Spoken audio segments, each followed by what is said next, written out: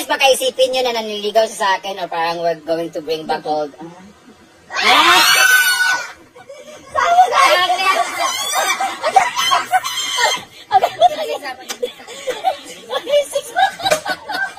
Realistic na.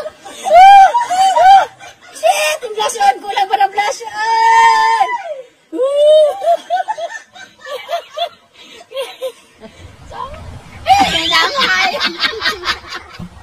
Hiya! Kayo!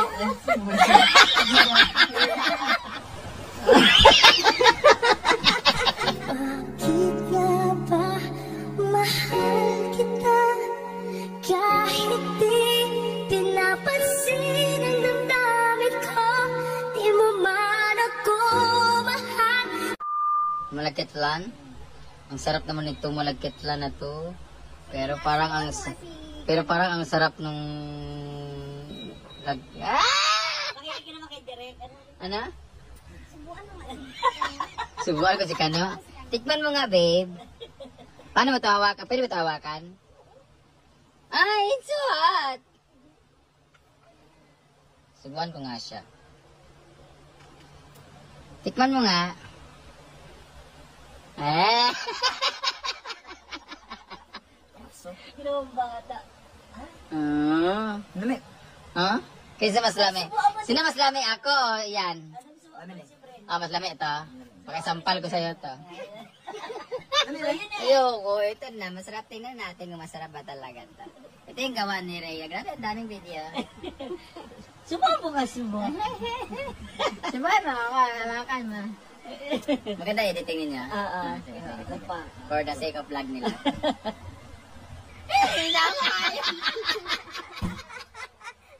Mabadilaan!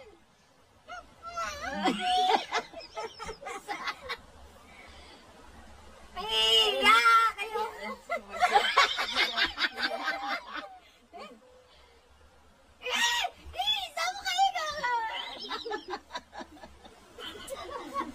Dali naman.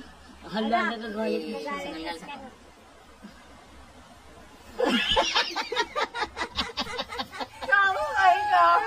Pwede na ko mag-battery yan. Sila. Ang lagkit.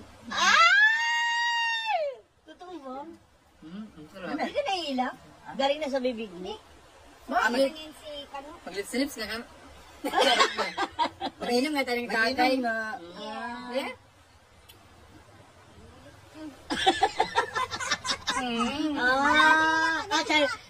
Kagat naman ka na. Dali, ikaw lagi. One. Ano yan, tabangason? Two. One.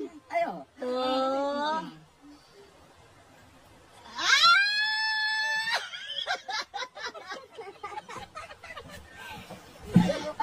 Akin na may gutom na kayo. Kinatan mo pagkalilik. Mabuang. Pinami kayo. Ano ba masarap talaga? Dali. Kasi nag-mix yung ano niya. It tastes like heaven. Ayaw mo mag-inom? Hello, baso. Ang sarap niya, sarap. Yes, yes, salamat. May kayo. Ito po yung kanyang ano. Yan. Samantala, inilabas na ng unkabatable host na si Vice Ganda ang bago niyang single na Wak Wak Wak. Buweltaan niya ito ni Vice sa mga taong inis na inis sa kanya at ginagawan siya ng fake news. Tawang-tawa ako sa inis ng maraming tao. Okay. It was so fulfilling. Gawan ko nga ito ng kanta, na-inspire ako. Gawan ko nga ng kanta yung mga buwisit niyo sa akin. Good evening po sa inyong lahat, Luzon, Visayas at Mindanao. Ito po ang inyong lingkod, Jovel Rosales. Ano pa nga ba? Ang inyong isinusulsol sa akin.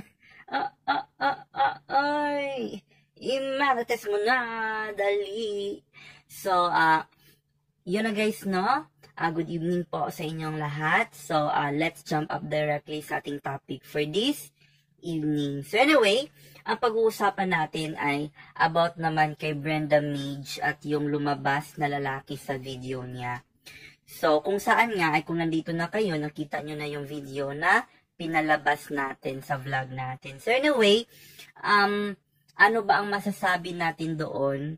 Kasi, ang pinaka-main topic talaga natin about sa kanila is, parang may mga netizen na nagsasabi na, pinipirahan ka lang, ganyan-ganyan.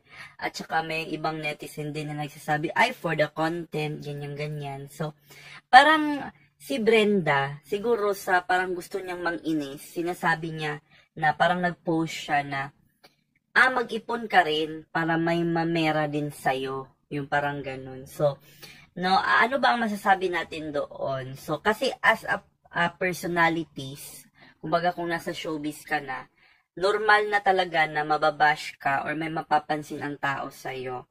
So anyway, siguro strategy din yun ni Brenda Mage na sabihin na ganun. So parang, ano bang pakin nyo? Buhay ko to, parang ganun. O anong pakin nyo? Pera ko to, parang ganun yung point niya, 'di ba? Pero, siguro, mas okay na alalahanin din nila na if you are a public figure, so talagang mapupuna ka. So wala naman tayong problema doon, no, as member of LGBT plus community, na suportado naman natin ang ating mga kabaro doon na kung saan kayo masaya, 'di ba? Kung sino yung mga minamahal nyo dyan, yung ganon. So parang wala pa namang kino-confirm si Brenda Mage. Parang friend pa lang naman sila ng lalaki. So, may mga bashers lang talaga na pino-point out agad at parang sinisiraan siya agad. Parang ganon. So, excuse me guys. So, yun.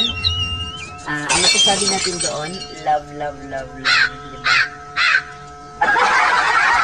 So, ang pangalawang topic naman natin ngayon is all about Vice Ganda, no? So, naglabas nga si Vice Ganda ng kanyang panibagong single. Parang ang title is Buwak, Buwak, Buwak. Parang 3 times na. Buwak, Buwak, Buwak. Parang pang-iinis din ito ni Vice Ganda, no? Sa kanyang mga bashers. Kung saan nga ay parang sinasabi niya, no, doon dahil sa maraming nang babash siya sa kanya. I think it is also like, hindi naman sinasabi talaga na parinig niya kay Christopher Min, wala naman siyang sinabing ganon, pero indirectly, kasi of course, kung sasabihin nating basher, isa na talaga si Christopher Min sa mga basher ni Vice Ganda, kung saan nga ay tinitira niya talaga directly si Vice Ganda sa kanyang YouTube channel, no? So, ano ba ang masasabi natin dito? Dapat na kasi pareha sila personality sa showbiz, no?